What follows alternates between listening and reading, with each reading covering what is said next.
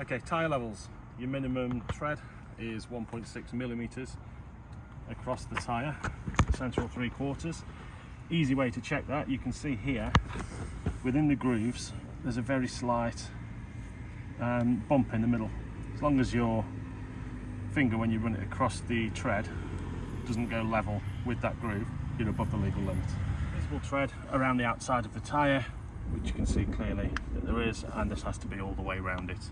And there also needs to be on the walls of the tyre, no damage or cuts.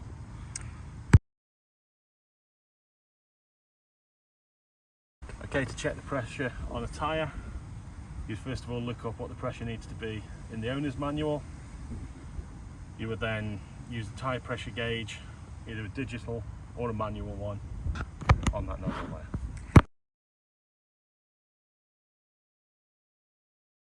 Power assisted steering will feel light when you steer the vehicle, when you turn the wheel. If there's a problem with the power assisted steering, light will illuminate and it'll feel heavy.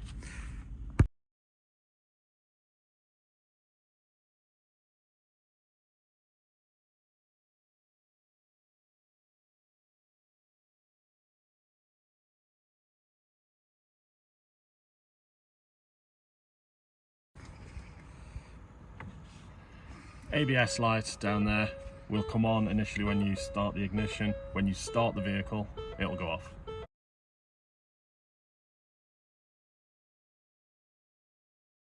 Okay, brake lights, they can be tested. If you're on your own, press the brake pedal down and look for reflections in something behind you. If you've got somebody with you, ask them to look at it. Okay, so to check your brakes working, first of all, there should be resistance when you push the foot brake, and second of all, when you drive the vehicle forward, you should be able to brake and it'll brake in a straight line.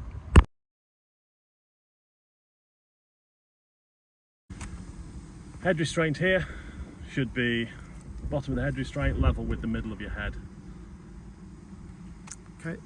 To adjust it, push the button in at the side and you can then move it up or down to suit the height.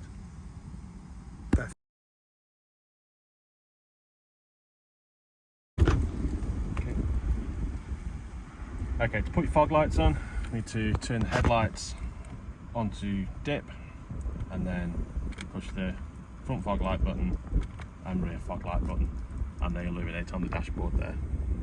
Again, turn them off and they go off on the dashboard.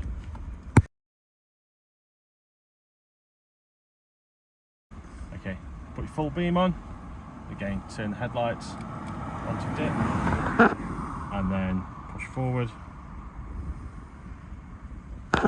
and it illuminates on the dashboard. Again, click it forward and it turns full beam off.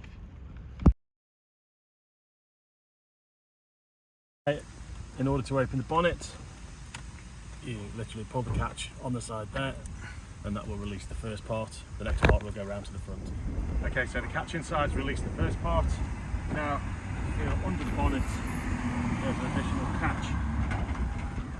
Just here, I don't know if you can see that, it's yellow. Pull it towards you, releases the secondary catch. Lift the bonnet,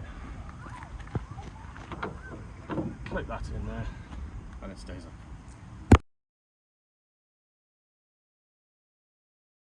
So, let me show you how to check the oil. You'll pull the dipstick all of the way out.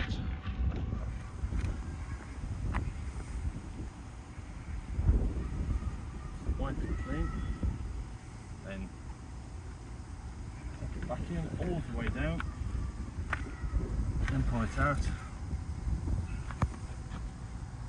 And you'll be able to check the levels on there from where the fluid is. So you've got the minimum level and the maximum level.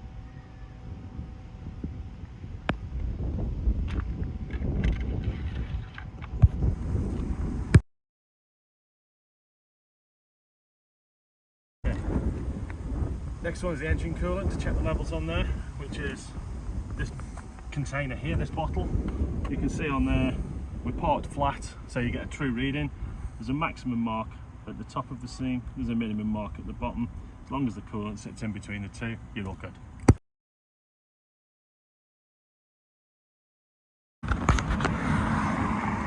Okay, your brake fluid reservoir are situated here at the back.